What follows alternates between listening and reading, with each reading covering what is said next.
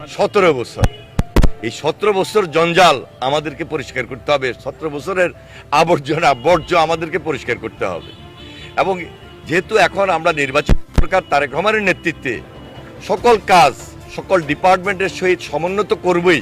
পাশাপাশি যারা দখল করে আছেন, যাদের বিশেষ প্রয়োজন সহযোগিতা করার, সকলের আন্তরিকতা সহযোগিতার মধ্য দিয়ে আমরা এই যে একটা দেশপ্রেমিক সরকার হিসাবে জনগণের স্বার্থে জনগণের পাশে থেকে কাজ করা, সেই কাজগুলো আমরা হাতে নিয়েছি।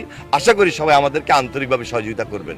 আমার দৃঢ় বিশ্বাস এই কাজগুলো যখন আমরা কন্টিনিউ করব, আমরা সেই উপকার সেই সুবিধা জনগণের দোরগোড়ায় আমরা পৌঁছে দিতে সক্ষম হব। যে খালগুলো আমরা খনন করব, কিন্তু এই খালের মধ্যে যে পরিমাণ বর্জ্য পড়ে আসছে বা দখল হয়ে আসছে, এগুলা যদি আমরা কোনোভাবেই না সরিয়ে নিই, তাহলে খাল খননের যে বেনিফিট সেটা আমরা পাবো।